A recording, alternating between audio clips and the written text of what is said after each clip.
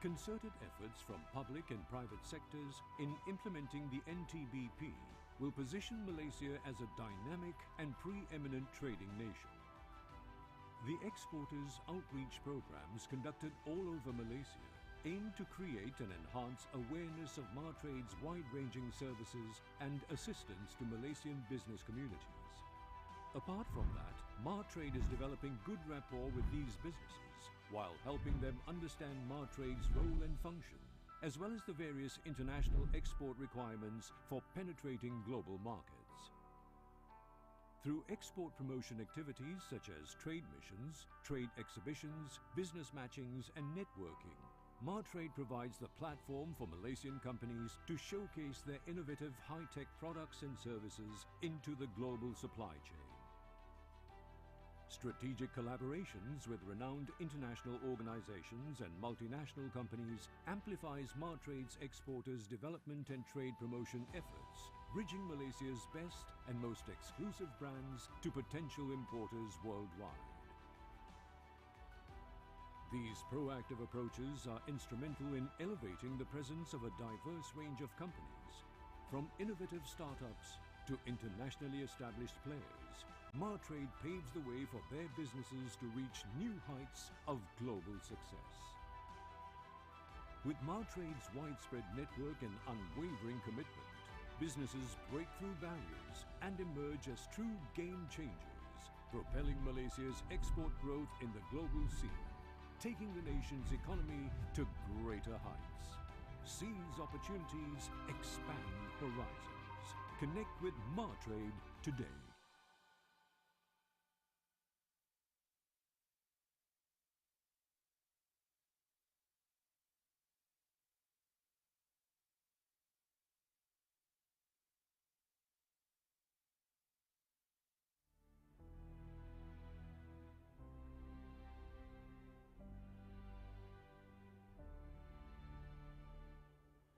Since 2004, MIHAS has grown to become the world's largest halal trade fair. Internationally recognized and award-winning, MIHAS is organized by the Malaysia External Trade Development Corporation, MAHTRADE. For 2 decades, MIHAS has always been cultivating halal innovations and excellence, boosting Malaysia's export capabilities, empowering local businesses towards internationalization, connecting global halal buyers, sellers and traders from all over the world, enabling businesses to explore potential collaborations and form new partnerships, providing insights from success stories and face-to-face interaction with premium buyers.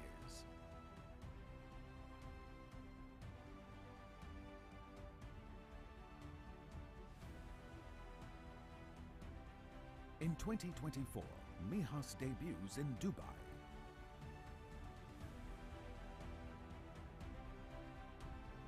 Explore diverse opportunities. Join us today. Be part of the growing halal economy. MIHAS 2024, 17th to 20th September 2024. MITEC Kuala Lumpur. MIHAS Dubai, 18th to 20th November 2024. Dubai World Trade Center.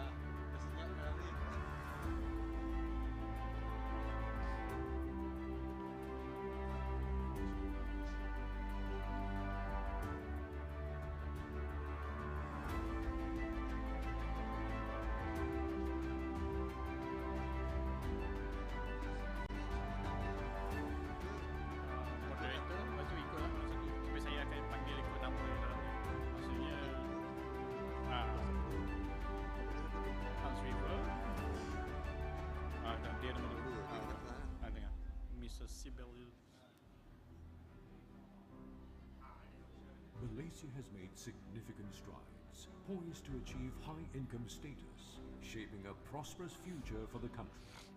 At the heart of this remarkable transformation is the Malaysia External Trade Development Corporation, or MATRADE, the National Trade Promotion Agency. With 49 offices across the nation and a network of global offices, MATRADE facilitates Malaysian companies' seamless access into the international market, creating a thriving business ecosystem with a strong focus on our core values: global, respect, agile, creative, and ethical. Leveraging its international presence, MATRADE paves the way for Malaysian businesses to adapt, grow, and flourish in the ever-changing global landscape by providing market intelligence as well as facilitating promotions and business matching. In making Malaysia a high-income nation, MATRADE strives to be an organization of excellence, driving growth and creating a positive impact through our guiding principles, attitude, values, culture, AVC. Drawing inspiration from global benchmarks and best practices, MATRADE embarks on a transformative journey, championing three main export agendas: digitalization, sustainability, and realization of the National Trade Blueprint. MATRADE's digitalization agenda helps Malaysian exporters stay competitive through webinars, online business meetings, virtual trade exhibitions, digital learning and marketing, as well as e-commerce. The development of single information portal for export, integrated trade events platform, and MATRADE digital trade platform will empower Malaysian businesses to reach global audiences, simplify trade processes, and enhance market accessibility. In line with the Sustainability Development Goals, MATRADE embraces the ESG principles by encouraging businesses to contribute to greener practices and stronger business governance.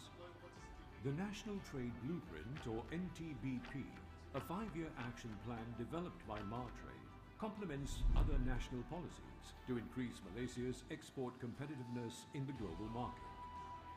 Concerted efforts from public and private sectors in implementing the NTBP will position Malaysia as a dynamic and preeminent trading nation. The Exporters Outreach programs conducted all over Malaysia aim to create and enhance awareness of MATRADE's wide-ranging services and assistance to Malaysian business communities. Apart from that, MATRADE is developing good rapport with these businesses while helping them understand MATRADE's role and function, as well as the various international export requirements for penetrating global markets. Through export promotion activities such as trade missions, trade exhibitions, business matchings, and networking, MATRADE provides the platform for Malaysian companies to showcase their innovative high-tech products and services into the global supply chain. Strategic collaborations with renowned international organizations and multinational companies amplifies MATRADE's exporters' development and trade promotion efforts, bridging Malaysia's best and most exclusive brands to potential importers worldwide. These proactive approaches are instrumental in elevating... Assalamualaikum, good evening, salam sejahtera, ladies and gentlemen. To our moderators and panelists, we will start our session within 10 minutes. So hopefully everyone is ready for the full engaging session with our buyers this evening from USA, Turkey and Ireland, as well as later in the evening from Indonesia and New Zealand. Game changers, propelling Malaysia's export growth in the global scene, taking the nation's economy to greater heights. Seize opportunities, expand horizons. Connect with MATRADE today.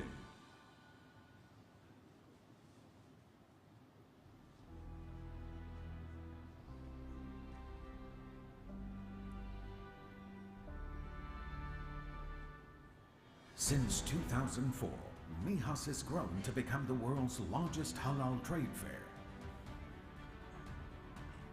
Internationally recognized and award-winning, MIHAS is organized by the Malaysia External Trade Development Corporation, MATRADE.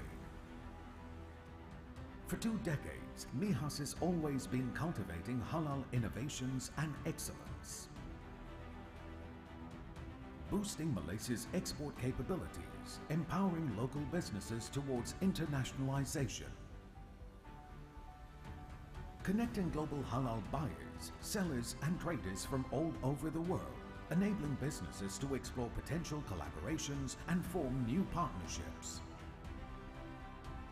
Providing insights from success stories and face-to-face interaction with premium buyers.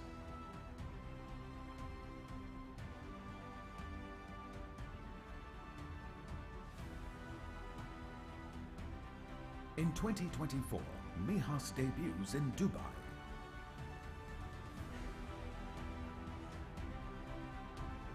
Explore diverse opportunities. Join us today. Be part of the growing halal economy. MIHAS 2024, 17th to 20th September 2024. MITEC Kuala Lumpur, MIHAS Dubai, 18th to 20th November 2024. Dubai World Trade Center.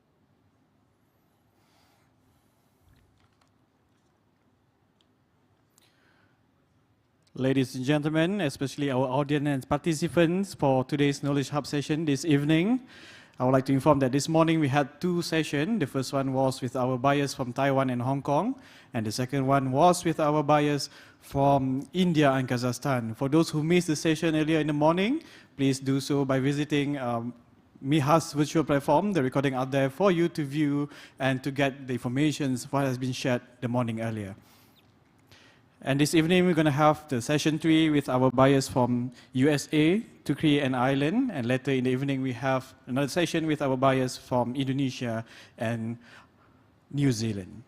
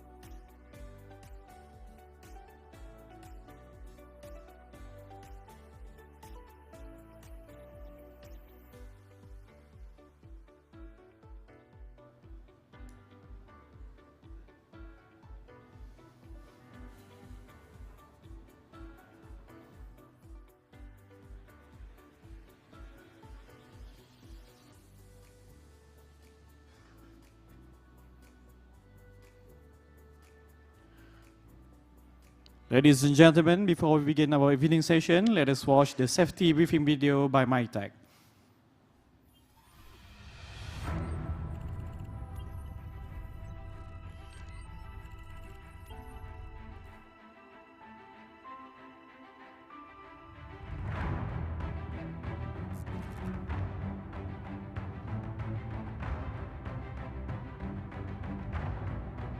The weather is lovely for a picnic. Don't forget your umbrella, dear.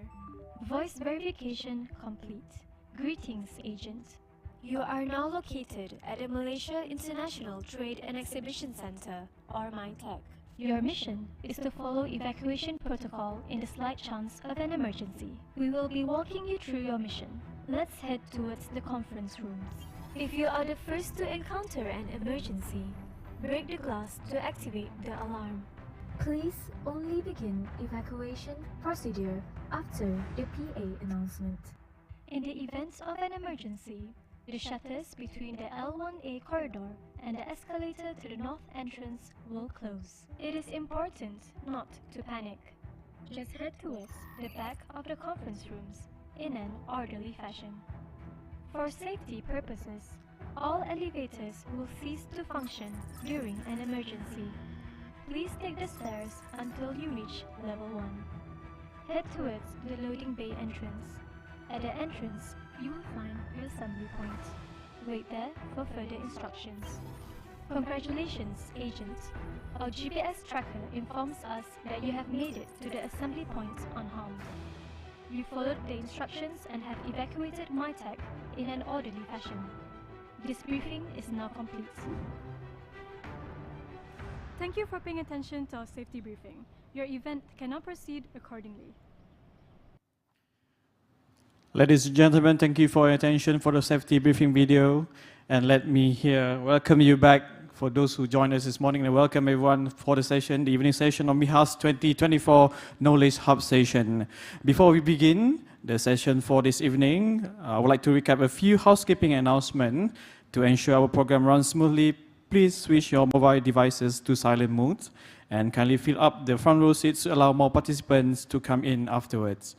And also, for those who have yet to register, especially for those who have not received their lanyard and also tag, kindly register yourself at the MIHAS registration counter outside of this hall. And for Q&A, please submit your questions after scanning the QR code provided, or you may also ask during the Q&A session later on during the session this evening. And at the end of every session, we will share a QR code on the screen for you to fill up a feedback forms, and once completed, we shall send you an e-certificate for acknowledgement of your attendance for each of the sessions today. Ladies and gentlemen, today's session 3 of Knowledge Hub MIHAS 2024 is Meet the Experts from USA and TURKIYE Island. Let me introduce you the moderator for this session 3. Please welcome Mr. Yap Keng Tak, Branding Association of Malaysia.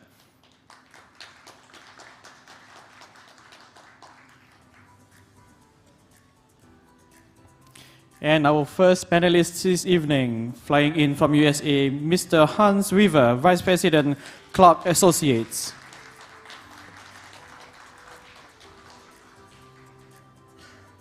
And from Europe, Turkey, Mrs. Sibel Yildiz, Procurement Manager, Kelancik Deniz Urunleri. And our last panelist for session 3, please welcome Ms. Eva Pau, Commercial Director, Asia Market Limited.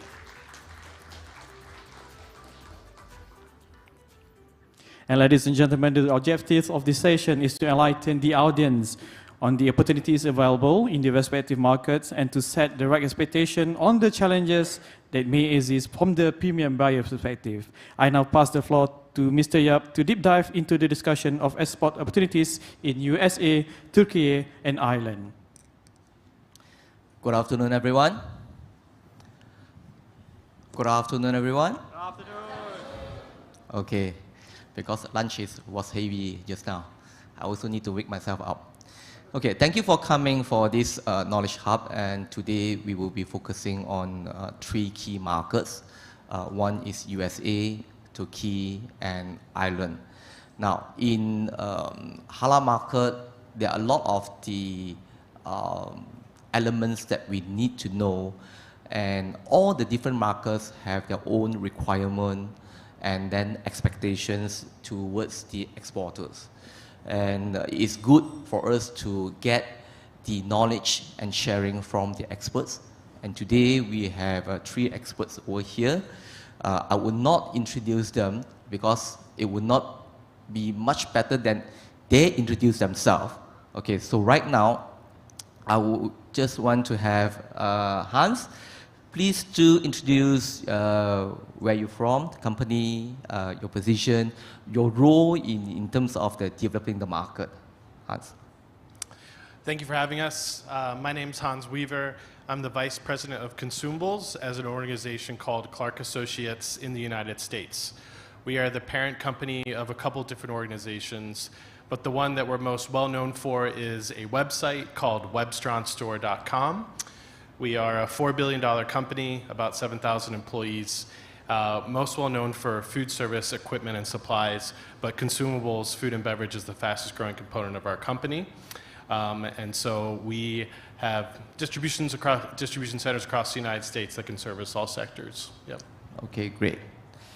We come to our Miss Sibel. What about in Turkey? Welcome all of you. I'm from Turkey. My name is Sibel Yıldız. I'm from Kırlangıç Seafood.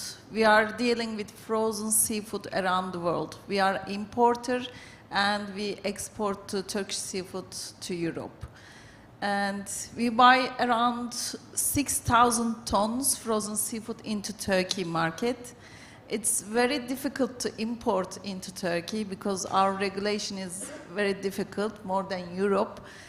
We need to special health certificate for the Turkey, and some companies, when they start making the health certificate, they change their mind to selling Turkey. Oh, really? Yeah, it's very difficult.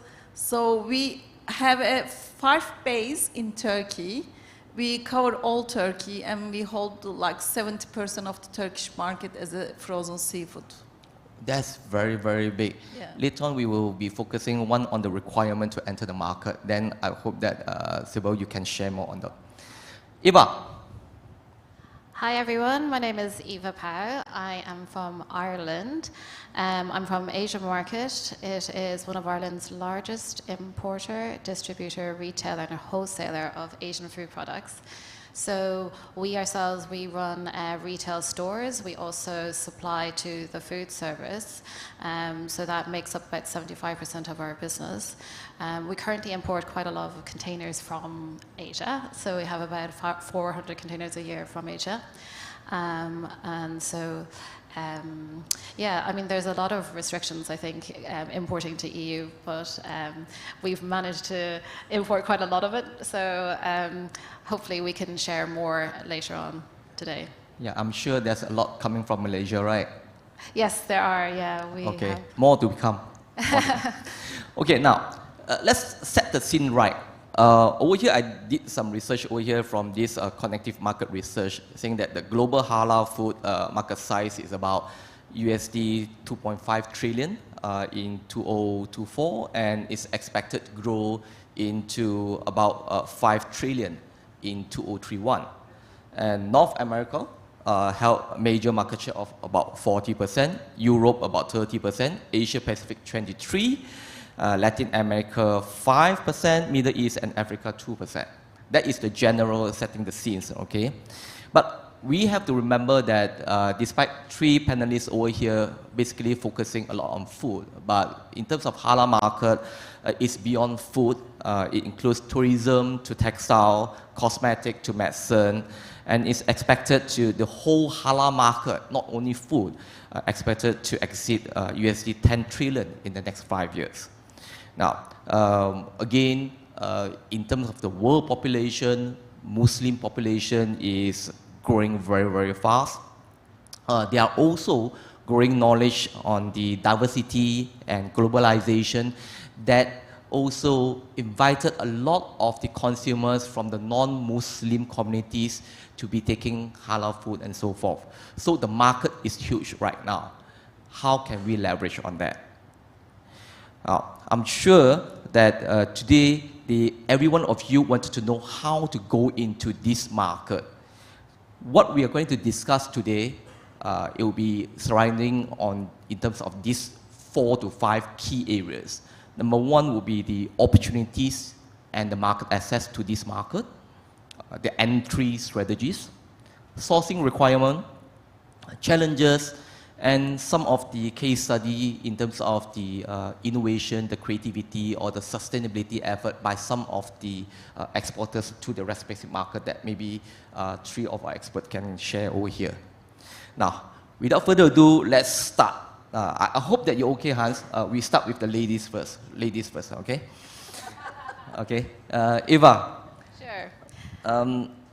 Ireland is located in Western Europe. Yes. And in a very strategic position in terms of the major air and sea routes between the North America and Northern Europe.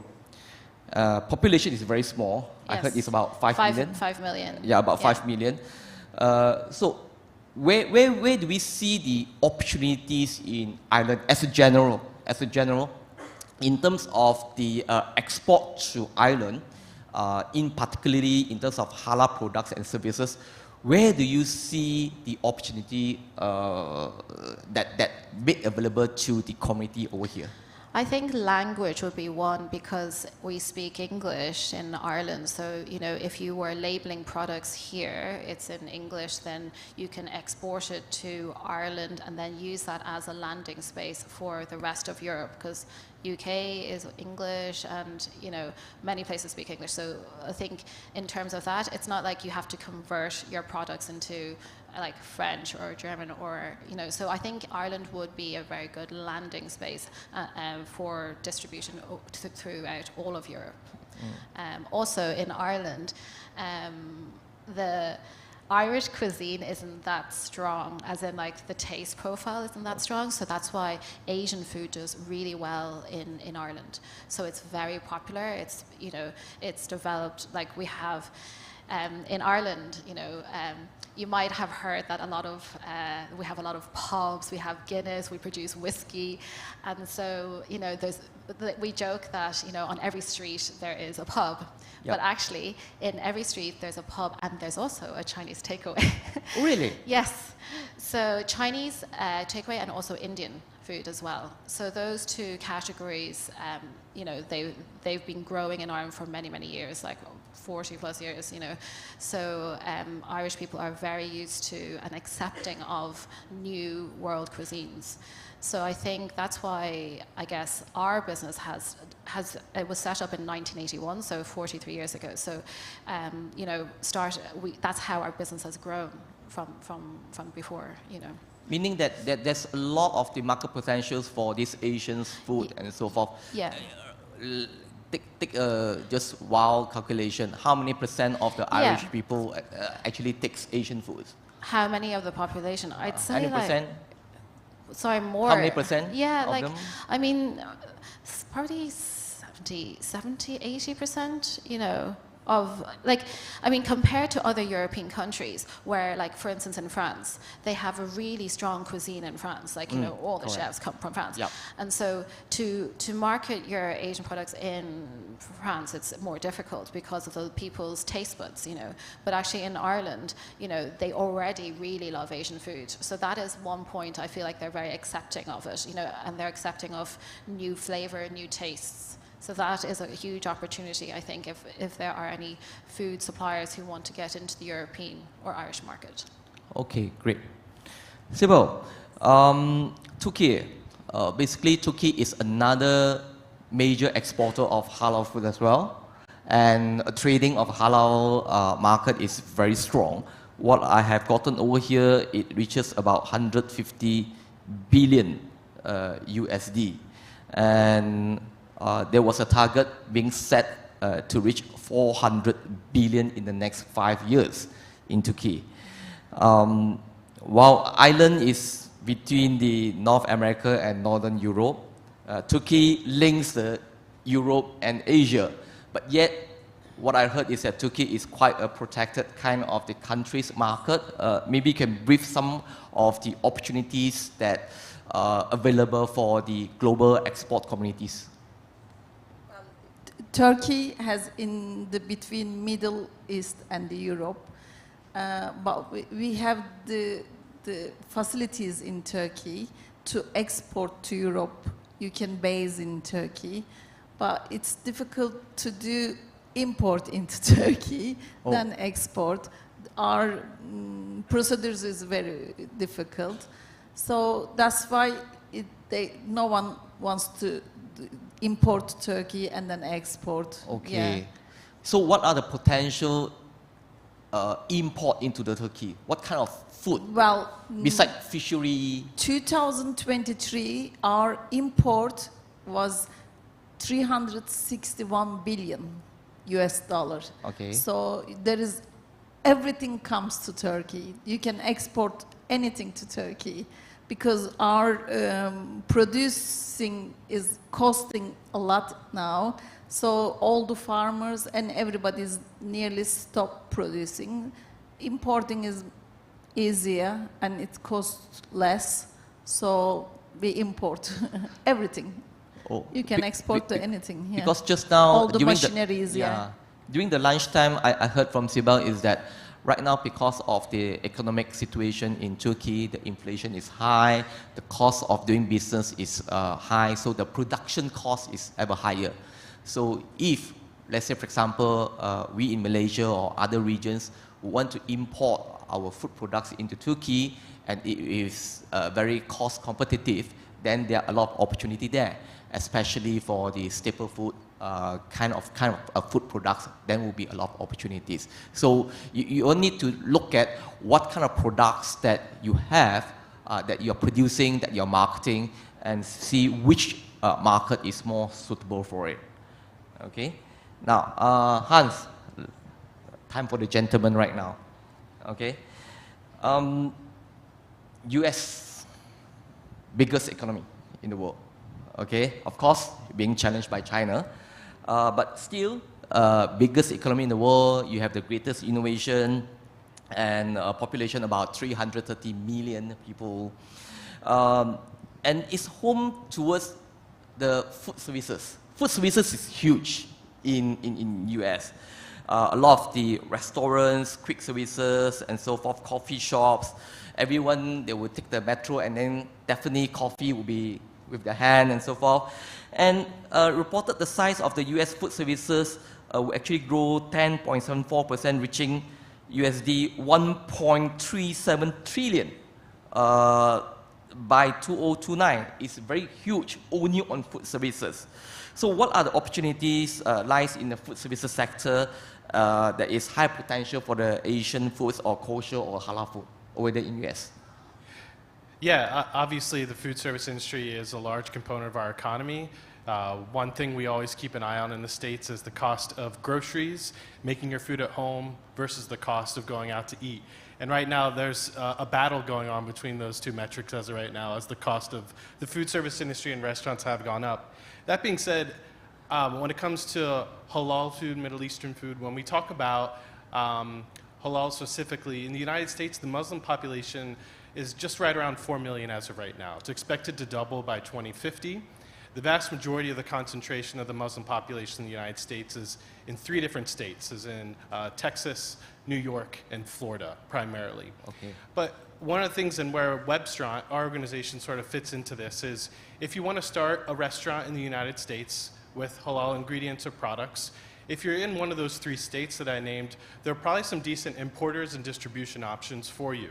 But if you want to start a restaurant with halal ingredients and products within the middle of the United States, further away from a port, it's hard to get authentic, good ingredients distributed to you in a timely manner. The e-commerce portion of the food service distribution industry has become more and more important to niche restaurant types and cuisines, those that are up and coming. So for us specifically, e-commerce is a very important component for those that have restaurants that just aren't serviced well, don't have the traditional cuisine. So for example, like my friend to the left who is promoting the pubs from Ireland, that is a cuisine that is very well established in the United States. You can get any of your potatoes or Guinness or French fries or whatever else you need in lots of different areas. But not as many distribution options if you want to start a restaurant with halal ingredients. Yeah. Okay, so when there is not enough, we see it as an opportunity. Yes. And the opportunity is great. From your company, from Clark, the side, I'm sure that you have a wide network and so forth. Because in Malaysia, it seems that it's very far to go to the US. And we do not know what type of products that would be more relevant to the market over that side. Is there any examples of the products that is more welcome from the Asian market to the USA? Well, I mean, yeah, a lot of the conversations that I've appreciated having this week so far, especially when we talk about condiments and spices, various different chocolate or cocoa products, those are the ones with, of course, the exception with palm oil, which is the largest food product that we import in the United States from Malaysia, that I think definitely have legs as we try to expand cuisine ingredients. Yeah. Okay. I'll go back to Sibel over there. You deal with fishery products. So prawns, shrimps, fish, and so forth. And you have also already some of the vendors and suppliers from Malaysia.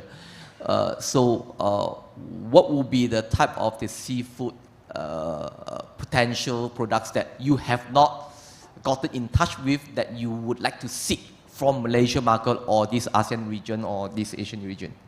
Well, mostly I'm in contact with all the producers in Malaysia. Only surimi product, we haven't bought it from Malaysia. Surimi. Shrimps, okay. Yeah, imitation crab sticks. Okay. So I came to look for the surimi. Anyone in shrimp business, seafood? Yeah. I already contact with 3 companies. Okay. I had meeting yesterday. Okay. And it was good, so okay. I have potential, yeah. What about processed seafood, or you only do with the raw ingredient? Raw, because the cook we cannot import to Turkey, and the breaded product it's difficult to import, so we don't choose to import breaded products. So it has to be raw, frozen. Okay, good. Eva, just now during lunchtime, because I'm from Branding Association, I cannot do my association justice without talking a little bit about branding and marketing over that side. We discussed a little bit about the branding and marketing because when we go out to export our products and services, we either export it as an OEM product without any brand name, then there will be private label over that side, or we export it with our own brand. And to get a distributor to really market your brand, they will need to invest their time, their effort to open up the market and so forth. But again, Malaysia market is Malaysia manufacturers, they are afraid that, hey, should I actually offer this distributionship for this island solely to Asian market, for example? Or should I actually appoint 2 different distribution so that they can actually compete, to have a healthier competition and to see which do better and I have a long-term relationship? That would be some of the perspective from the Malaysian manufacturers. But is it a right mindset to have, or is it wrong whether the importers or distributors in Ireland, whether it is welcoming this kind of concept? Do you have any comments on that? Absolutely. I mean, we work with a lot of suppliers that, you know, I think it's relative to the size of your country, because in Ireland, it's not that big, right? But if you were going to Europe, like in Germany or Holland, you know, the population is so vast that, you know, you have to see, well, yes, you probably will need 2 over there, but I think it could be territorial. So you can say, well, okay, well, one distributor can handle this Southern Europe or one North, and then in Ireland, you know, I'd say just me. So Asian market can handle everything already. But I mean, I'm just kidding. But you know, I think it is because in a small market, I'll tell you, like, we have experience in, you know, working with a supplier for many years, and then, you know, they, having built up their brand, they assigned another one, supplier in the same arena.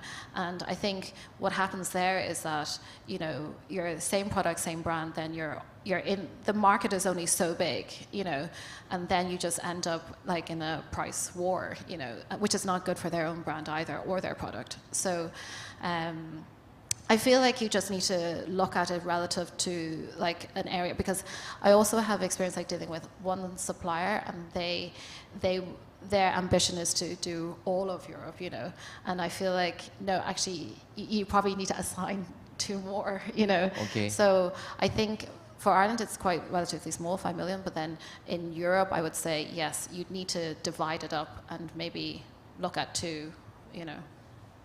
Okay. So, what about branding and marketing? Do you think that the Malaysia company, when they actually go into the foreign market, they need to invest the branding marketing over that side, or we leave it to the distributors? Definitely, they need to invest in it, and I can't stress that enough, because, you know, as a distributor myself, you know, we have over like 4,000 products listed in our supermarket alone, and 2,000 especially for food service, you know. So it's really paramount that companies who want to develop their brand in Europe, that they actually invest in their brand in terms of like social media, or, you know, in terms of, you know, think of it as building something. You know, you need to build something in order to, because once you build it on social media, people get to know the brand. Like something very simple, you know, if I took in, you know, a new product into Ireland, you know, someone looks at it, the package, it could be a drink product, and then they drink it, they like it, and, you know, they take a picture and they tag, like on Instagram or something, you know, they need somebody to tag, you know, they need that company to have a profile. Yep. And so it is very positive and more advantageous for the company if they have a presence, and then also they see directly and understand the customer as well, because they see what they're saying about their product, and so they have direct contact with the consumers as well. But a lot of the exporters, they would think that, well, since I have already appointed you as a distributors, yeah, then why do they why do I have to do that? It's the role of the distributor who should be doing that. I spoke to many of the manufacturers over there that I don't have any marketing team over there, and I would love to leave this responsibility to the distributors. I think it should be a partnership in developing the brand, and that, you know, so Malaysian suppliers over here, they need to invest in marketing communication, and I think I've seen businesses who have done that and they have really succeeded. You know, they can really grow and broaden their product in all of Europe. So I would say definitely think about it, and think about having, when going into a new market, to add marketing and branding and communication. Okay, so remember over here is that it's not good enough just to have a good quality products or certain ISO certifications that you go for trade fairs, just like today. You just go for trade fair, you showcase your products, and then you're hoping that you continuously got that market in a certain market for the longest time ever. There's still a lot of effort in terms of the growing the market, and this is a partnership responsibility between the distributors and we as the producers. This is very important. Now, let's get on to the entry strategy.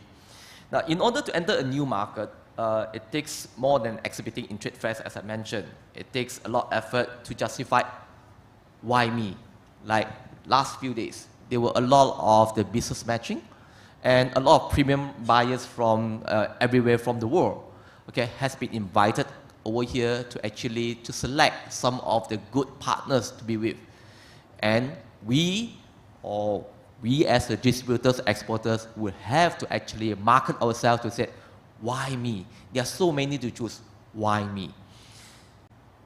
Why should we be the one chosen by you? Because you are the premium buyers. So let's focus on the marketing strategy. So for Hans, You come over here, you're looking for some supplies, you're looking for some vendors, manufacturers who have that things that you're looking for.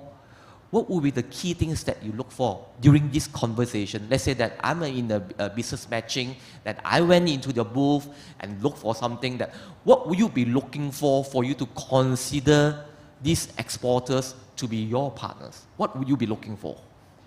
Yeah, I'll be direct and blunt on this topic, and I'll even tie it to your marketing and branding conversation. There's this concept we talk about in our organization often called price elasticity, which is essentially how loyal will people stay to a brand after price changes. So we talk about specifically in the United States, some of the biggest brands within the food and beverage realm, something like a Coke or Pepsi, those customers will stay so loyal to those brands regardless of if that cost of Coke goes up or not, because they do not see a viable substitute. Now, on the other end of the spectrum, one of the most popular meat brands within the United States is an organization called Tyson Foods. Okay. And out of the top food brands, that's actually where you see the least amount of loyalty. So as soon as Tyson increases their price, even though they have a really strong meat brand, someone will look at a substitute and say, it's all chicken, I know I'm used to Tyson, but I'm gonna go for the cheaper per pound rate. So when it comes to us as far as who we're selecting from a supplier from Malaysia, let's break it into two parts. If you're selling a commodity item, if we're talking about cooking oil, the most important component is quality and price and reliability of the relationship. If you have a brand that will be recognized by certain groups that we value, and we think that it will bring more people to our platform, make them more engaged and unique, then that is very exciting to us. But how you position yourself when you're talking with a buyer from the States or for someone like us is we really have to know if you have a brand, who your customers, how loyal they are, how are you going to support the brand? If you don't have a brand, what's your value proposition? How do you compare if you're creating a commodity good? How does your pricing compare? How does your consistency compare? How do you differentiate yourself from a competitor? And ultimately, I think that depends on the product, but it's ultimately up to the supplier to clearly articulate how they're different. But the thing is that a lot of the products, they would already have the brand. They might be strong over here, but no one knows them in USA. So what do you think about that? For me, it is as good as you don't have the brand in USA, then you would need to rely on your product quality and so forth. Yeah. Well, I would argue if we're talking about halal products in general, people are probably not going to trust halal products under a private label brand from our organization. We have no credibility on halal products or quality. So if you're opening a restaurant in the United States, you're probably going to resort back to the brands and products that are from the countries that cuisine you're trying to represent. So yes, while Malaysian food brands may not be as popular as Coca-Cola or Pepsi in the United States, they do still hold weight when you're trying to create an authentic experience within your restaurant, and that's something that should be valued. Yeah. Okay, great. Siba, what about yourself? What do you think about it? What was the question? Okay, basically is that if you want to look for a new vendor or new supplier right now, what do you look for in them? Basically, some would need to say that I need you to really know about your products, or I would need to know your processes, or you must have a certification, or your pricing is very good, or you are a person, sometimes it's only with chemistry that you are able to link yourself together with them, that you're willing to explore this kind of partnership. What would be the criteria that you use to select your partners? Well, first they need to have the EU number to export to Turkey. EU numbers, okay. Yeah, and then they have to be reliable. How do you define reliable over there? Everyone would say that I'm reliable. Well, I always go visit the factory. Okay. See their quality, their producing facilities. I have to see first, then I start importing.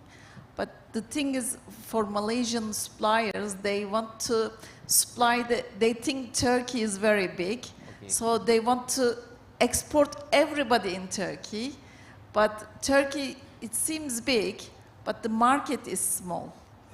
Yeah, especially frozen seafood market. It's very small, and we cover all the area. So they go try to sell the importer, distributor, wholesalers, even the markets they try to sell. So they think if they sell too many customers, they will do the good business. But the market is same, you know. Okay. So they have to have this good quality product. Okay. So good quality products, what you mentioned just now, that you even go and visit the factories and so forth. So meaning that, well, you have good products, it might taste good, but when Sibel comes to your factory and I see that your processes, despite that you have your ISO certifications, but how far have you following the ISO practices? We did not know, and so on. And these are the things that is expected by the buyers. So not only about the products, your processes and your factories is important as well. Yes. And of course, the certifications that you mentioned. Eva, what about yourself? What would be the criteria that few key things that you look for? Because I'm sure that there's so many Asian food down there. How are you going to select them? Who will be the top 3 or top 5 that you would select? You can't be taking everything. So I guess one of our key things that we work with is it's like top brands in local markets. So like, you know, we, like for instance, like sauces are a huge category for us. So like in Chinese cuisine, we have your Li Kum Ki, or, you know, so we choose like a top brand in every sector. So in Malaysia, I would be looking for, you know, the top sauce brand locally. And the reason is because I echo Hans in saying authenticity, okay? So like that's another key thing for us too. So, you know, if we have a lot of Malaysian students coming over to study, and then they come to the market and they see the brand, and it's like, oh, this is a feeling like home. Like Malaysians would recognize those brands, and that's the brands that we usually push because they're authentic to Malaysia. So that is one of the key things. And also, I mean, if the companies have experience in exporting to Europe, that is a huge advantage because they know all about the documentation, the health and safety regulations, and, you know, yeah. So I think it's just those two things really. If they were looking for kind of key brands, and then if they have experience in working in Europe or exporting to Europe. Would it be the same for Hans, that they must be the top brands in the local market before that you would be taking it over to the your country? Yeah, I mean, it definitely helps. I think, like, especially when we start to enter a certain customer segment or food type, we definitely focus on the top brands first, and we try and replicate what are the top selling items within Malaysia. That's where we'd want to start in the States, because that what gives you the best chance of success ultimately. Yeah. Because why am I asking this question? Because there are so many producers of the similar products or similar food products in Malaysia, and there are so few of them who are big brands that is recognized by everyone. Okay, what will be the chances for those upcoming growing brands that wanted to go export? So would that mean that there are least chances for these brands that have not really popular yet, that their chances to go for overseas market is very minimal? Well, I mean, what can they do? What can they do to increase their chances? Yeah, put yourself in our shoes as far as buyers. Right? As a buyer, yeah. Yeah, and distributors. What are we concerned about? We are concerned about bringing a product within our respective country and that product moving and ultimately selling. And so we are going to be taking on the risk and the time and the energy to sell this product. So how can you ultimately help us grow a brand? Like, if it is a brand that does not have as much significance within Malaysia, well, then help us sell it in the United States. Make our job a little bit easier if we're also taking on a risk. So yeah, I would say just think about our job, what our concerns are, what success looks like for us, and help us achieve those things. It's as easy as that. For Sibel, because you are in the B2B, I don't think that the brands would be matters a lot, but the quality, consistency, capacity of the factory will be more important. It is, yeah. Yeah. They, whenever I need the product, they need to produce. I know the seasons. Yeah. So when the season starts, they have to produce my requirements. I cannot buy their requirements. So Turkey likes to buy the bigger seafood always. So bigger one always, yeah, for the seafood. So we go look for these products. Okay, so it will be product based.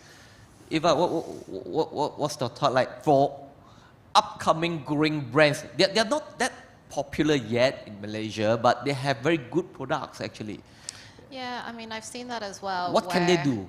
Like, it is a difficult decision, because I face that decision where, like, there are newer brands and they have invested so much in making the packaging properly, you know, attractive, like European standard, you know.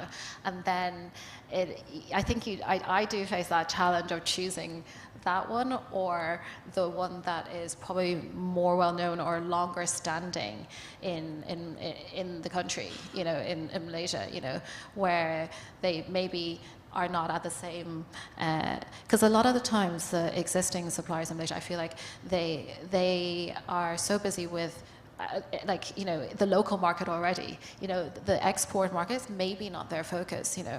So I think it's to have that open mind to maybe look at the packaging of it and you know, making it more updated. But I think for your question of the newer brands, you know, it's not like there's, you know, I think having everything prepared and ready to export, you know, I sometimes would, it's depending on what area. For instance, if it's in snacks, people aren't as, you know, they're open to newer snack ideas, you know. So I would take on a brand that is maybe not super developed, but is new and, you know, is a new product, and I would take them on, or even if there's a small supplier. So I think it has to depend on the category, you know. Yeah. So, meaning that in export market, it's not only about that I have the capacity, my pricing is good, then they will select us. A lot of companies in Malaysia still yet to invest in their branding. Their focus is just on producing more and more and more, cost lesser and lesser, and then you are cheaper in terms of price, but yet to the buyers, yeah, you might be cheaper, but it makes it more difficult for you to sell and market. So investing in the branding is still an essential part of your export initiative, and I believe that Matrix has been doing a very great job. They have a lot of the grants, a lot of incentives, a lot of assistance from the TCs that you can actually get advice from, and to help to grow your brand better. Because I believe that before we even go and get our premium buyers to believe in us, we must also get our own consumers, yourself, to believe in your own brand. And then I think that is crucial. Yeah. I just want to add one thing, because I think one thing is really for the suppliers to go to Europe or go to wherever they want to develop. So if they were coming to Ireland, or, you know, to look at the products in the market, because a lot of times, like, we're a retailer, so a lot of times it's like the look on the shelf. You know, so it's quite simple. Take your product to Europe, set it aside to compare it to like another brand, like in Europe, put it onto the shelf and see how you do, because I think it will be quite quick. You can see, right, yeah, I can see my packaging color is different. I need to work harder on the quality of it, you know, and see how you do, because that helps sells it to the customer as well, you know. Okay. Now, so that would be the general sense in terms of the opportunities in the respective market. What would be the entry requirements? What is expected by a buyers in general? Right now, I'm going to focus a little bit more specific to these three buyers, premium buyers over here. Okay, giving you the opportunities to look for more potential manufacturers over here. what exactly are you looking forward to get during this week in MIHAS? What are you exactly looking for? I would probably bring it down to relationship building is the first thing, specifically. I think we as Clark Associates came to this event having some established partnerships with some vendors within the country, with some manufacturers, but also, we have the goal of building out our portfolio of items across niche restaurant offerings. And with the growing demand for halal products, we want to build relationships. We're coming here to Malaysia to talk about who we are in the United States, our goals. So when we reach out to ask about your products, you know who we are and our goals and how we can align. So ultimately, what are we looking for? I didn't come to this show saying, I need this product at this price and then we're golden. It was, I really want to learn all of the offerings of Malaysia and how we can align best with what's being produced here. Who should be talking to you? Now, you are here. You are here. We want to know that who should, since you are here, who should grab this opportunity and come to you right away? Who would that be? I think building off of this conversation and some of the statements that I've said, if you have a brand within Malaysia that is well recognized or up and coming, that you feel like you will have a strong following within the United States, if we would bring your product on, we want to talk to you. If you are a manufacturer of a commodity item, whether it is cooking oil, ghee or shortening or whatever else, and you think you can make a strong play within the United States from a pricing perspective, we want to talk to you. So those are the people specifically. Okay, great. So you all know who you are, whether it's relevant for you to talk to Hans right now. Sibel, who exactly are you looking for? Who should talk to you? The shrimp farmer. Shrimp farmers? Yeah, producers. Okay. Yeah, I'm not looking for the trader, so it will put more cost on it. Okay, so basically it's a direct shrimp direct. farmers? Yeah, always direct. Yeah. So if you have friends or you yourself or you have friends who are the shrimp farmers, make sure that, when are you going off? When are you going off? Tomorrow. Tomorrow, gosh, not much opportunity. I hope that you stay until at night tomorrow. So you have any friends or any business associate that having shrimp farmers, that are shrimp farmers, make sure that you're contactable. So for me, it would be spices. Malaysia are quite strong in spices. They have a lot of Indian kind of community here. So spices. You need to go to Masjid India or whatever. So spices and then sauces. So we currently import like Maggi chili sauce, but I'm looking for like a top brand of like soy, like the dark caramel soy and things like that. And then snacks and drinks. So snacks has become really a big area for us, especially in retail, because a lot,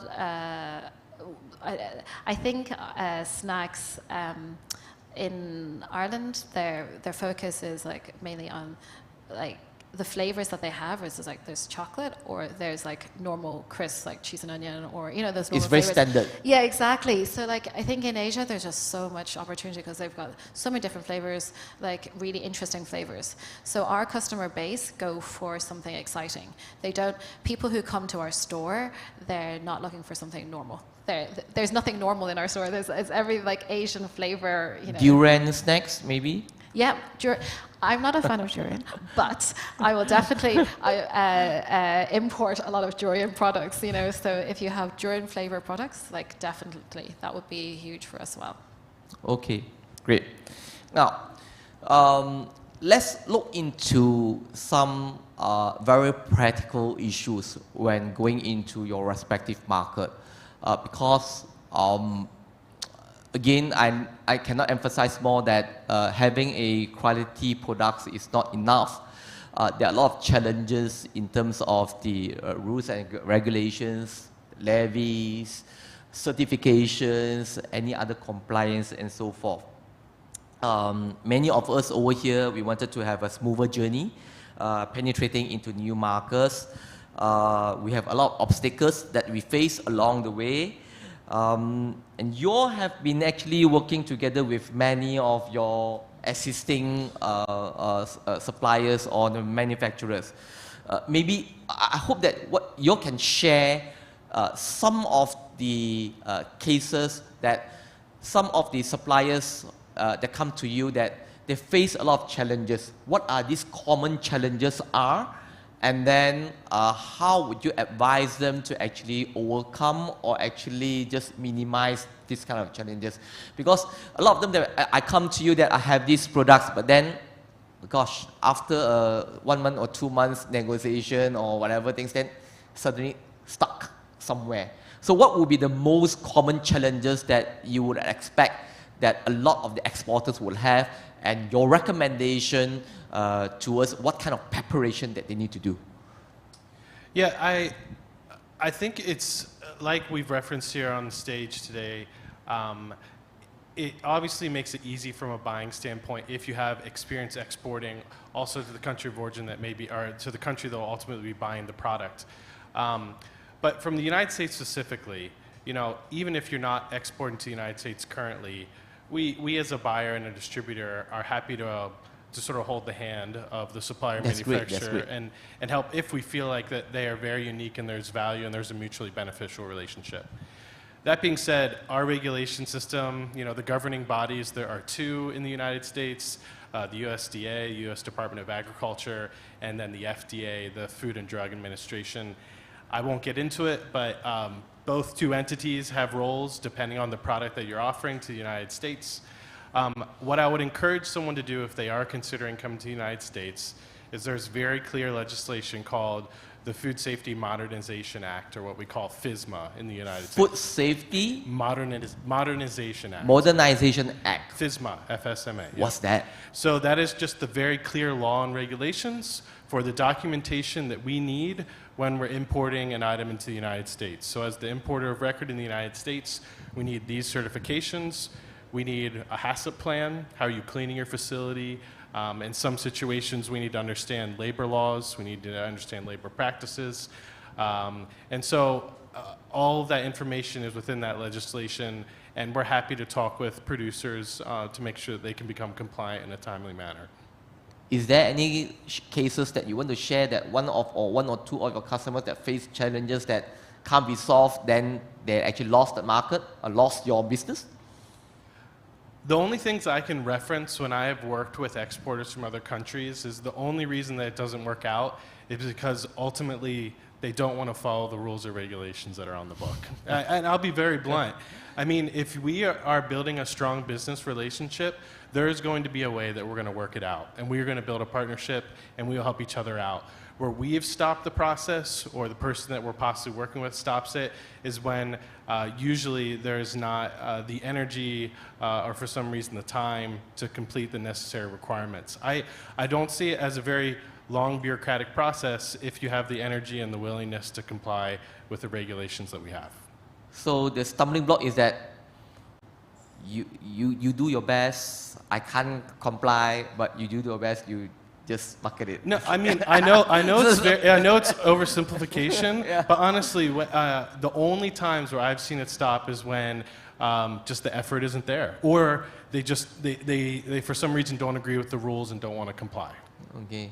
Now, then, because I always have the perception, especially I always heard this term FDA every time, that it is very difficult to penetrate in the USA market. But when you say that, well, one of the main reasons is only because that we do not want to follow the rules and regulation, and I believe, I hope that I'm correct, I believe that especially the Malaysian manufacturers or the Asian region over here and so forth, we do follow rules and regulations, right? I don't believe that we do not want to follow that. So if we do, then meaning that going into the US market is not as difficult as we thought it would be. So don't refrain yourself from trying. Can I add to it briefly? Please. Because where it usually gets stuck is we will say, in order for you to come to the United States, we need you to comply with these rules. And then it'll be the cost to comply with that or what I will need to do is prohibitive. And normally we can work through that and say we can share the risk in some respect because we're both going to benefit from the opportunity of working together. It's usually that cost component. Okay. I have to invest in X, Y, and Z, or I have to document in this way, and I just don't want to do that, is normally where it can get stopped. Okay.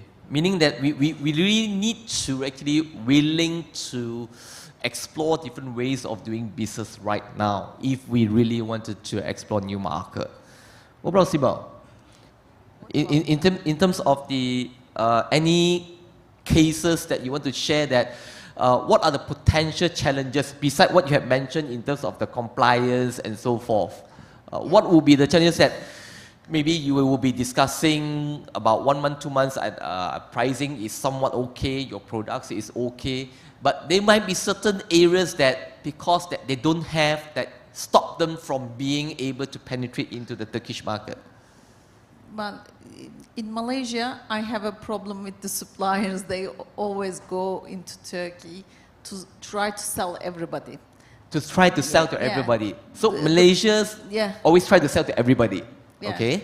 They sell everybody. The quality is okay because I choose the factories which I will buy.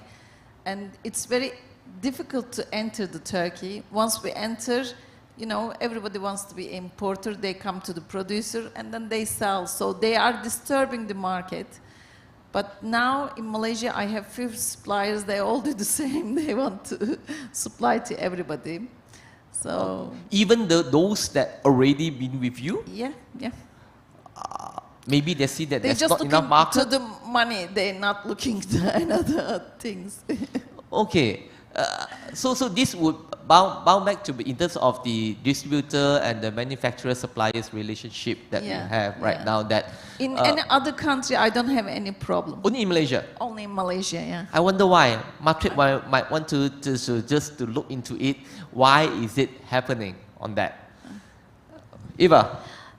So for me, dairy products is a big factor because you need to register with the Department of Veterinary Services, and so that process I think hits into what Hans has said about the cost. It's whether you want to bear the cost and time to put the work into it, So, but a lot of the products that I've come across, at the fair has dairy products in it, or cheese, or, and so there's a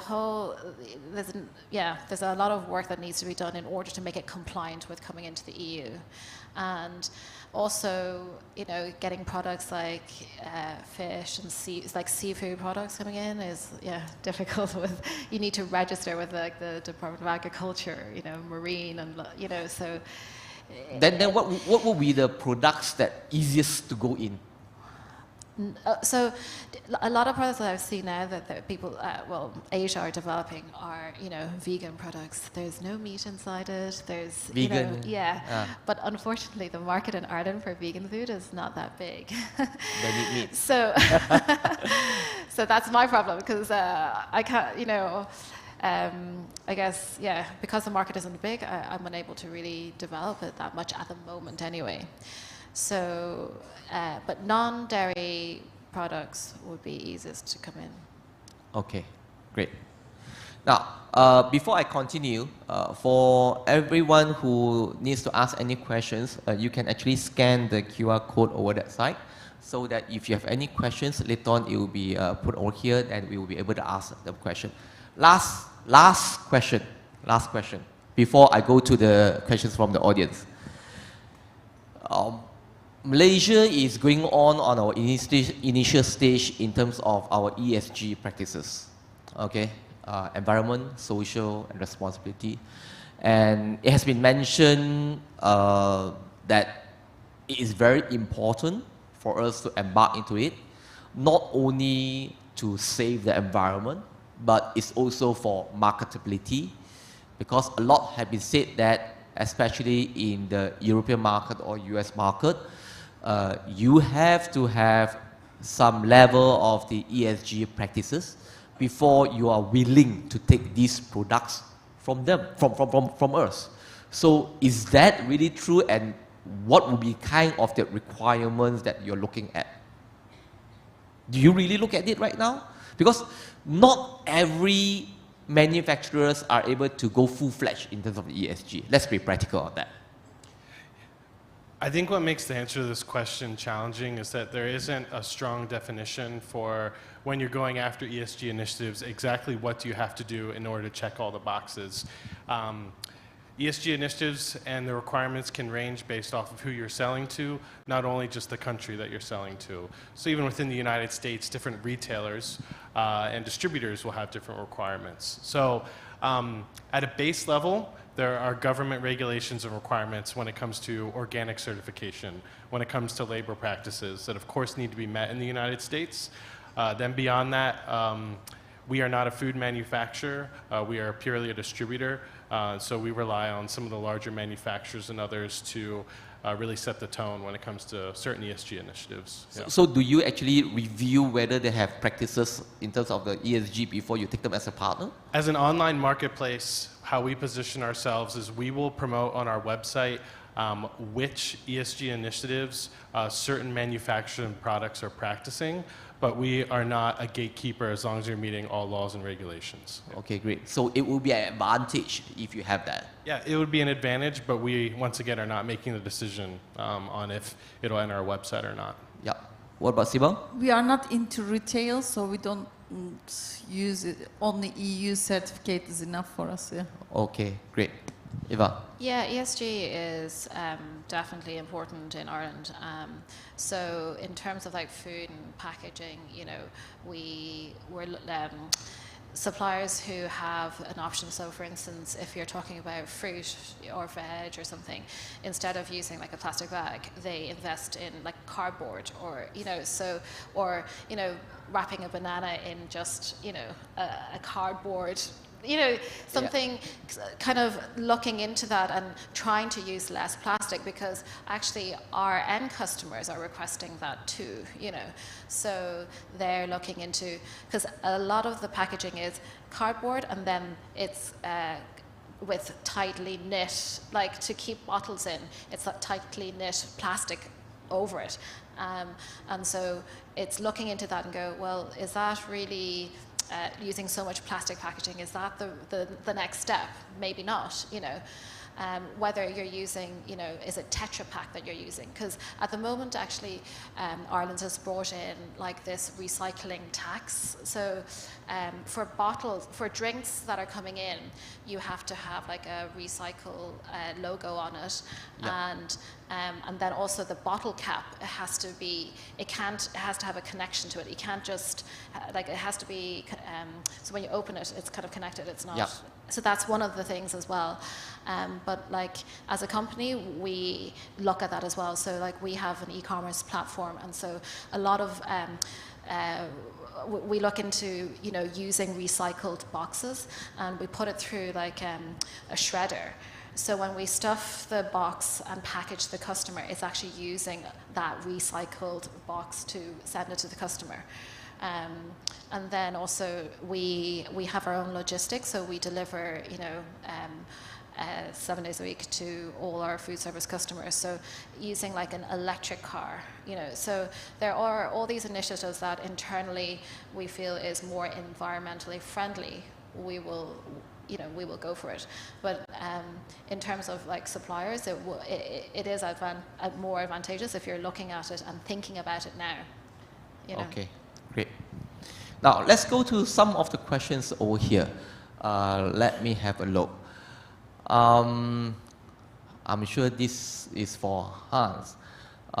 Once the company got registered its facilities with US FDA, what is the next step for exporter to export its products to USA, particularly pet food products, pet food? You know, we currently do not distribute or import pet food products. So yeah, this morning I heard another question yes. also on the pet food. Yeah, so I can't talk to this question specifically. Once again, what I will say is that your next steps after you get your FDA registration really depend based off of the product that you're producing as far as which government agencies you'll need to adhere to. So unfortunately, it's not easy to give a blanketed answer to that question.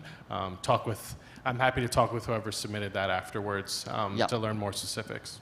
Yeah, maybe later on you can share more information, then Hans will be able to share as well. Okay, as the non-Muslim majority country, what is the most issues and challenges to produce halal product? How you to cope with this issue? As the non-Muslim majority country, basically is both of you, okay? What is the most issues and challenges to produce halal products, producing halal products over there in your country? So factories, I mean, if you're a manufacturer and you want to produce halal, it's just the process of...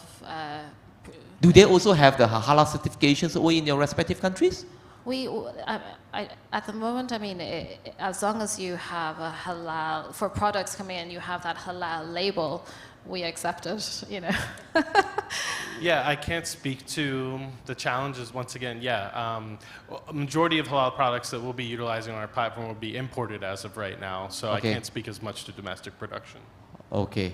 I'm sorry, it might not be so detailed. All these questions will need to be more elaborative so that we can answer better. For Malaysian spice, we spoke about spice just now, spice products. Do we have strength to compete with Chinese and Indian foods? And does the current Chinese and Indian food adjust to island taste? Yep. I mean, like, definitely in Ireland, I think there is a huge opportunity for Malaysian spices because, you know, the Baba's curry powder, we import that currently anyway, you know, and we import a lot of like white pepper, black pepper already. But I'm looking for even more like other spices, you know. But I believe what they are saying is, I believe what they really meant is that, well, there are a lot being offered by Chinese, by the Chinese and the Indian countries, the suppliers over there. Do we still have the competitive advantage in terms of the pricing, in terms of the product qualities? Do we still have that? Or you say, hey, well, Malaysia, your products, okay, is still okay comparable to the China and India, but your pricing might not be so good because they can really produce a lot. Yeah, I think it's the quality of it, you know. I mean, like, there's a lot in China, I understand, but, you know, why we have chosen Malaysia for spices is the quality of the spices, you know. And then, you know, from India, it's difficult to import directly from India, so we don't really have the connections there. So in Malaysia, for us, it's the simplest and the best way. Because like there's so many, the population here in Indian cuisine, you know, so I believe that the quality over here is one of the top qualities. And then in China, I think the spices are a bit different, you know. Okay. Like we would import like maybe more like 5-spice or Chinese kind of cinnamon, you know, but I think just the specifications are different, you know. Yeah, I think that Malaysian manufacturers should not be too humble that you do not think that our quality is as good as others. Frankly, we have a lot of good quality products and we need to be proud of it and be confident in terms of marketing out. Because since the overseas market buyers believe in us, why are we not believing in our own products? Okay.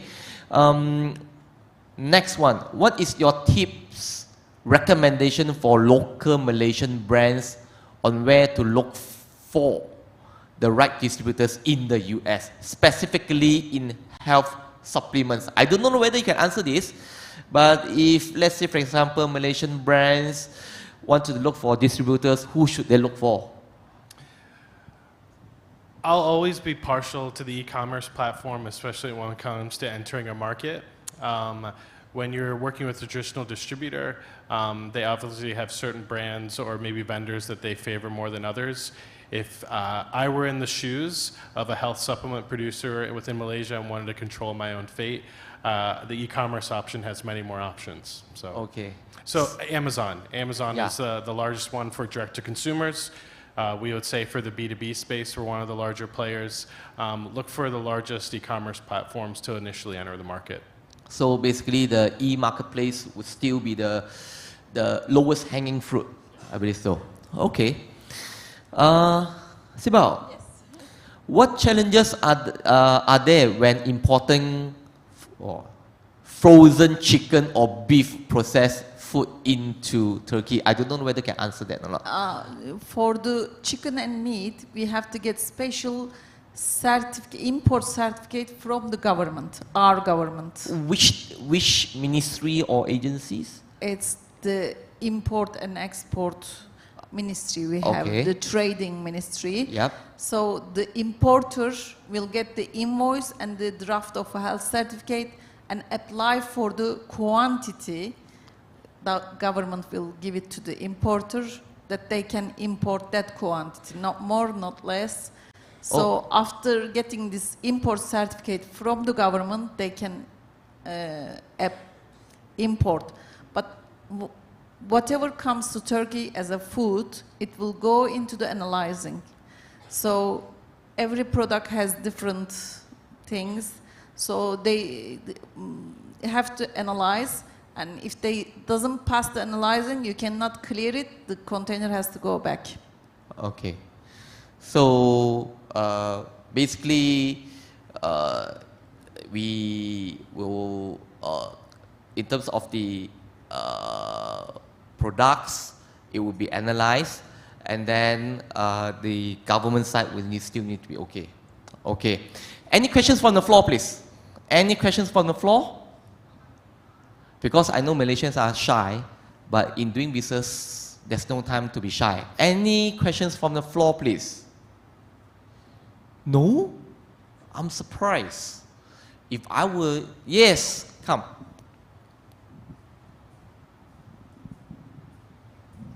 So, hi, I'm Atika from Tyson Food. So just now, Ms. Sibel just elaborate about the product from meat. So may I know, can I get the, that you explain? We need to have analyze from the Turkey government itself to make sure that we it has the analyzing in Turkey. Oh, okay. So the details of it, so we can go to the website, is it? We can get the details of the what kind of analyze. Just let me know what you want to export. I will get the details for you from our government. Yeah. Sure. Okay. Thank you so much. No problem. We'll see you later. Thank you. Any more? Yes. Great. We have great participation.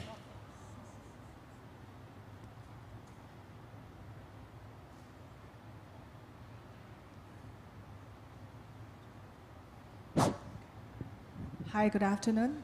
Yeah, okay, I actually key in my questions in case not enough time to reach my question. Yes. So I better ask first, yeah. Okay, this question is to forward towards Ms. Eva. You were saying that in Ireland, the people there are more fond towards taking meat, is there something like that? That vegan, plant-based are not really the big market there. What if I say I have vegan omega? I have a superfood that actually has more than 190 bioactive nutrients. That is so clean, so pure, and it's vegan. Omega, it has omega 3, 6, 7, 9, and being the rare omega 7 that we actually found that. And that omega 7 we made into the dietary supplements as well as skincare.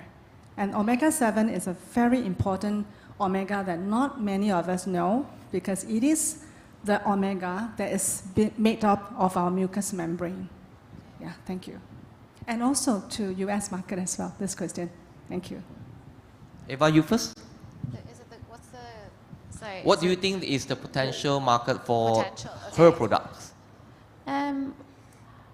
It's hard to say because we don't really do the health element of it, you know, or the vegan, like vegan kind of health supplements, or, you know, but vegan food, I know I still think even with the added, you know, the benefits of the omega, I feel like there's still a huge kind of education piece there that is required, you know, if you want to develop it in the market, you know. and I'm not too sure about the health. I don't know if you know, Hans, about health supplements. Yeah, I mean, I'll speak more specifically as far as vegan requirements and products in the States. There is, of course, a very, very loyal group of buyers that are looking for vegan substitutes of certain products. That is a loyal part of the market, a small part of the market, compared to when we broaden it beyond health products to food, we talk about flexitarians often. So there's more and more of a movement of maybe you're not exclusively vegan, but you're more than willing to substitute out when you would normally consume a hamburger or a cheeseburger to go for the plant substitute. From a climate or an animal rights standpoint, that's becoming more and more popular in the States. So to answer your question, there's a market for it. It's a matter of what your goals are ultimately. If you want to move beyond, I would say vegan loyalists, price point becomes important, and you'll have to compare it to a traditional omega source and see if you can compete there. Okay. Next question over here. Hi, my name is Nick ID. Just want to ask one question to Mrs. Yildiz. This is about the fruit processing. Fruit producer, we are interested if we can sell pineapple to you. Pineapple, okay. And what will be the minimum order of quantity and all those stuff? Well, I really don't know about the pineapple, but I will search for you, yeah. Yeah, sorry, pineapple. Yeah. Any more? I import pineapple. She wants pineapple. Pineapple. Pineapple. You see, that's the great things about coming into Madrid MIHAS. You don't get one, you get from the others. Okay, that is where that you can actually export your products and services out. This is the best place. Any other questions? No? Then I will reserve for 2 more questions. I will read it from here. But if you have any, please. Afternoon. I'm actually here from the U.S. My wife and I own a hardware store just outside of D.C. So this question is actually for Hans. We are here not looking for consumables, but more stuff for hardware retail, for example, paints and paint brushes. In your experience, what would be the best path to become a distributor for those types of products from Malaysia? So you're wanting to import those products and then create a go-to-market strategy, essentially. Exactly. Yeah. And are you, I guess, a follow-up to you is, are you trying to go to the end customer or to B2B? I guess, have you guys decided that? Potentially both. We work with a large distributor, one you're probably familiar with. I mean, we've worked with your brand, actually, for our equipment, refrigerators and such, but we work with a company called Orgel that does, I'm sure you're familiar with them. They do international distribution of hardware. And so potentially working directly with them for their distribution, or, licensing to them, right? But also for our own customers as well. I mean, no, I would say let's chat after this. I mean, I would have some recommendations for you. It's ultimately understanding where the market opportunity is and where you guys want to play, and I'm happy to point you guys in the right direction there. Awesome. Yeah. Thank you very much. Thank you for your questions. Any more questions? The room has become warmer right now. Come on. No? Then I will take one last question from here. Let me choose a question.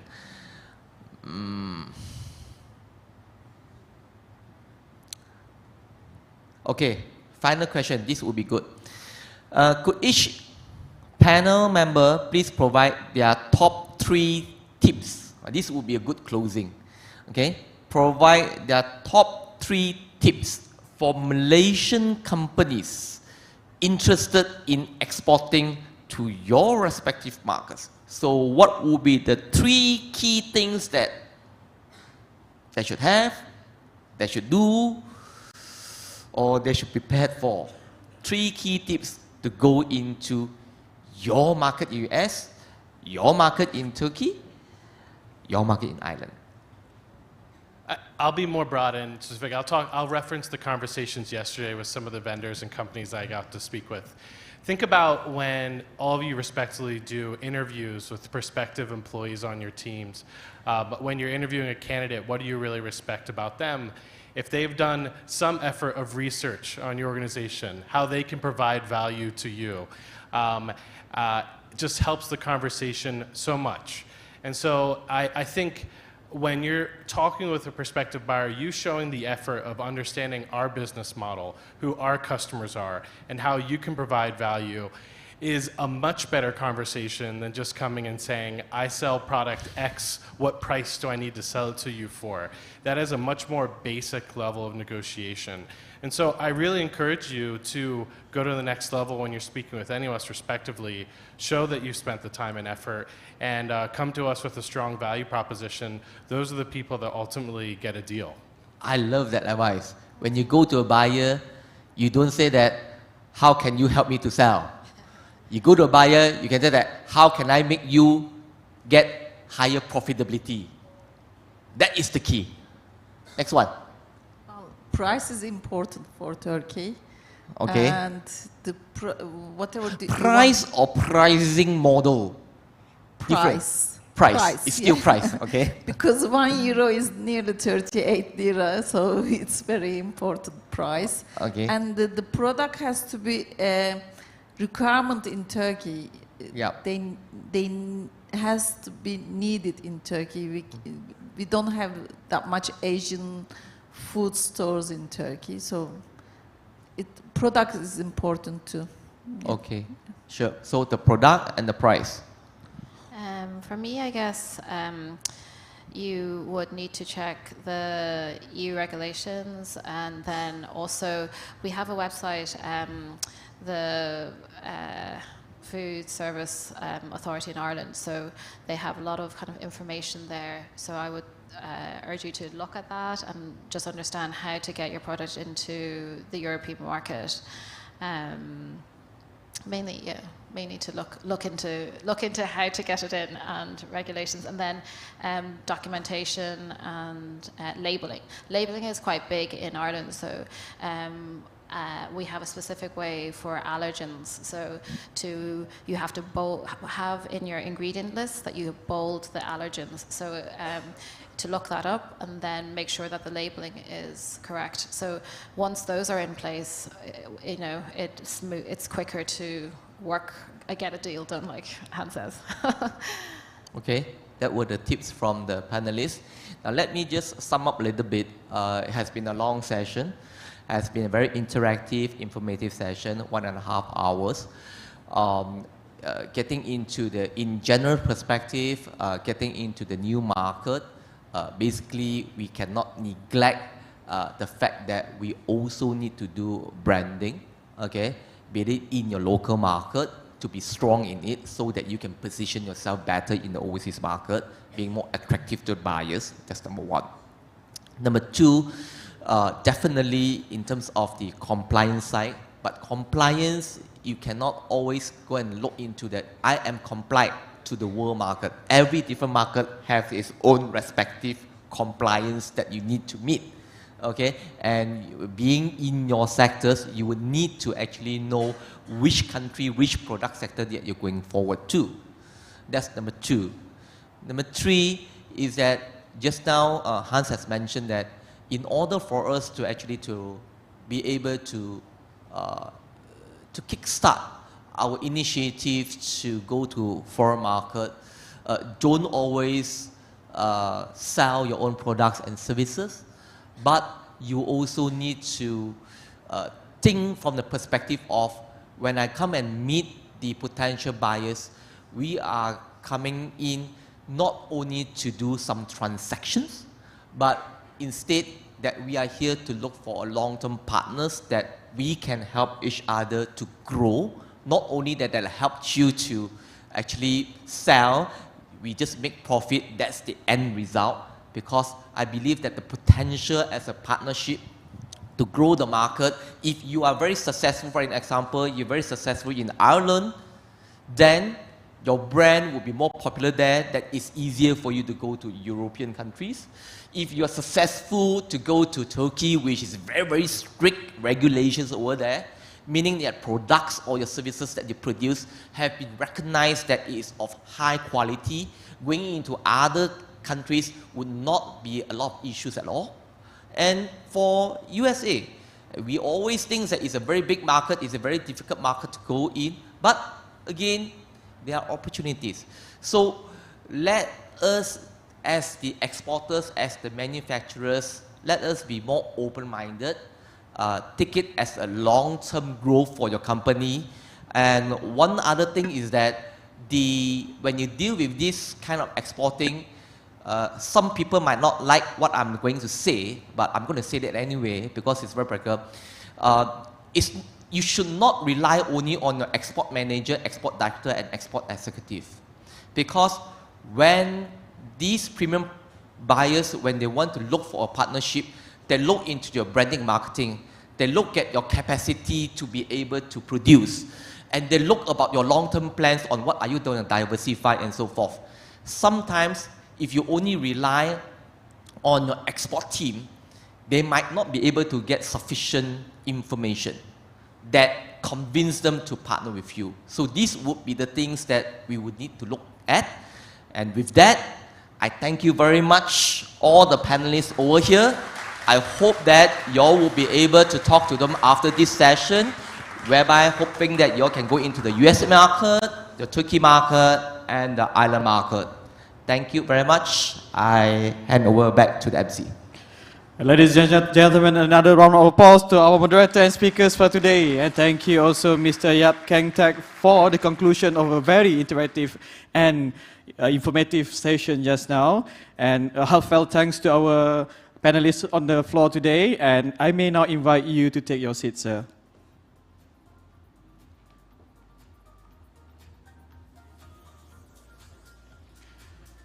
And ladies and gentlemen, please stay put as we will begin our ceremony, our closing ceremony.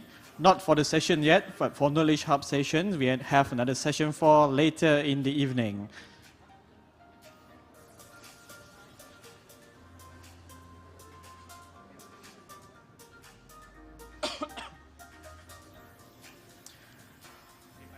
Ladies and gentlemen, announcing the arrival of Yang Berusaha Mr. Mansoor Shah Wahid, Deputy Chief Executive Officer, Exporters Development, Madrid.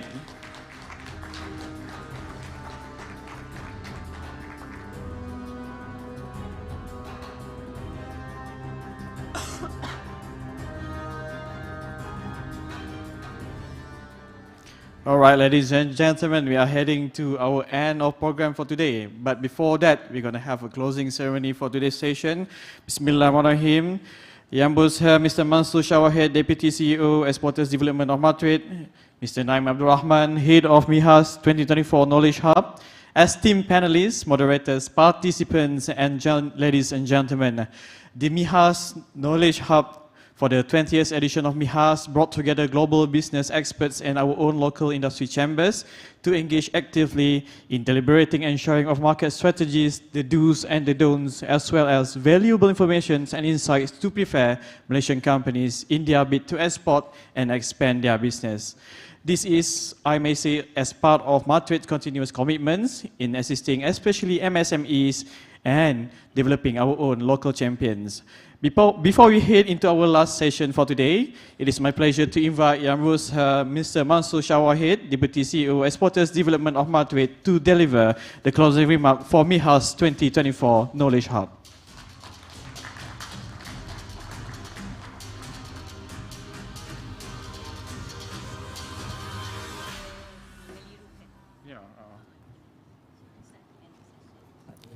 Okay. Bismillahirrahmanirrahim.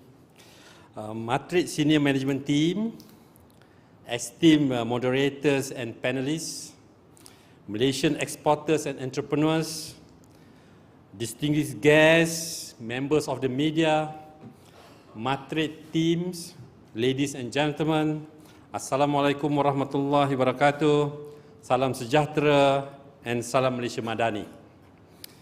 On behalf of Madrid, I would like to record our sincerest gratitude to all the moderators and panel speakers comprising premium buyers, strategic partners, and Malaysian exporters for their generous sharing of experiences, knowledge, and market insights throughout the Knowledge Hub session today. Your contribution have truly enriched the discussion and made this event a success. We also want to express our appreciation to all the participants who have joined us, both physically and virtually, throughout the 3 Meet the Expert session earlier, where we explore the exciting markets of Hong Kong, Taiwan, India, Kazakhstan, the USA, Turkey, and also Ireland. Your participation has been invaluable to us.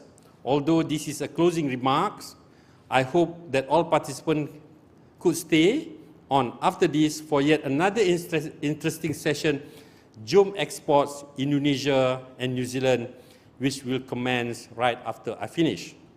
Ladies and gentlemen, KH Knowledge Hub session has been an important component of MIHAS. It is a power-packed, insightful program which deliberates on key areas like market access, entry strategies, sourcing requirements, opportunities and challenges, as well as the latest trend shaping the global halal market. Through the 4 impactful and engaging sessions lined up, our mission is clear. We need to shed lights on sourcing opportunities as well as the requirement that need to be fulfilled by Malaysian companies seeking to participate in the supply chain of these selected markets. Participants also got to learn first-hand experiences and perspective of successful Malaysian exporters of their export journey. I believe that the shared success stories have been nothing short of inspiration to all who are eager to get into the export business.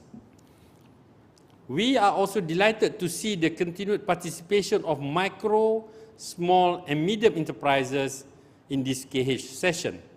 MSMEs are central to our economy, contributing significantly to employment and economic growth. Hence, their participation will certainly help them gain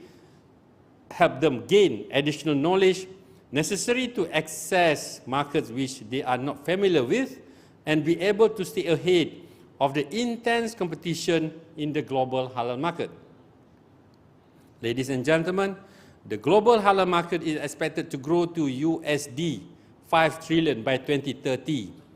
This isn't just a small number, but it represents a huge potential in the global halal market, supported by the shift in consumer preferences and market dynamics. Halal today has a broad appeal which extends far beyond the Muslim demographics. Even markets with non-Muslim majority population would associate halal products and services to quality, safety, cleanliness, and health. Distinguished guests, ladies and gentlemen, KH session reinforces the connection made between buyers and sellers, where we are grateful that our premium buyers not only did you present sourcing opportunities for Malaysian companies, but you also very kind enough to impart your knowledge to enlighten our participants about your market requirements. Your participation in KH this year is a great contribution to overall MIHAS. As you know, MIHAS has received the recognition for numerous achievements such as Malaysia's largest street fair, UFI-approved international event, and most recent addition to our Wall of Fame are World Halal Best Brand from the Brand Laureate, and the largest attendance of Halal Trade Show by Guinness World Records. Moving forward, Matrix remains committed and ever ready to collaborate with Malaysian companies as well as the international trade community to drive the global halal industry. With over 30 years of experience, excellence, and dedicated team, Matrix will maintain our remarkable trade records and continue striving towards bringing Malaysia's export to a higher level. In closing, let me express our appreciation again to the esteemed moderators, panelists, and participants for the engaging discussion and interactive participation in KH. Special appreciation to the KH team headed by Mr. Naim Abdul Rahman, who have made our Knowledge Hub session this year another success. Please give them all a round of applause. Please continue to visit all the booths in MIHAS 2024. We look forward to seeing you again at MIHAS and KH next year. Have a wonderful evening. Thank you.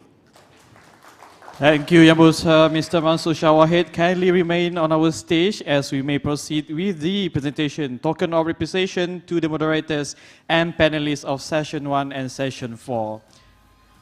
Now, I would like to also invite Mr. Naim Abdul Rahman, Head of MIHAS 2024 Knowledge Hub, to join Yambusa Mr. Mansur on the stage. First, inviting the moderator and speakers of Session 3 to the stage, Mr. Yak Kang Tek, Branding Association of Malaysia.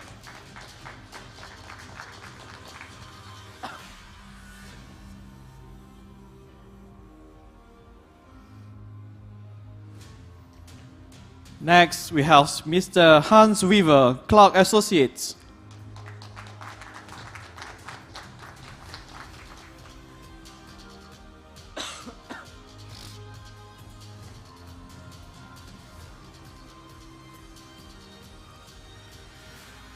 Next, please welcome Mr. Sibel Yildiz, Kelanjik Denis Urunleri.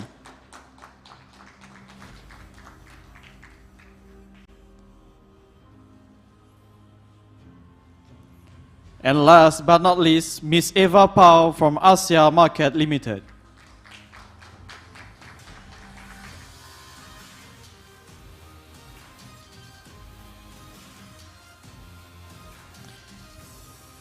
Let us now have our group photo session of our VIP and moderators and panelists of Session 3 today.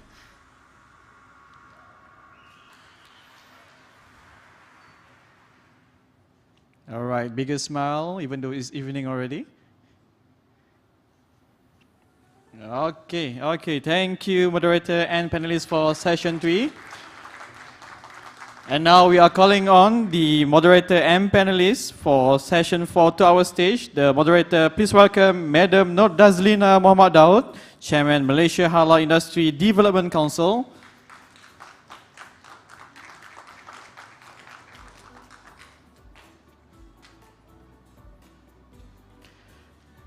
Next we have Mr. Marco Mushkar,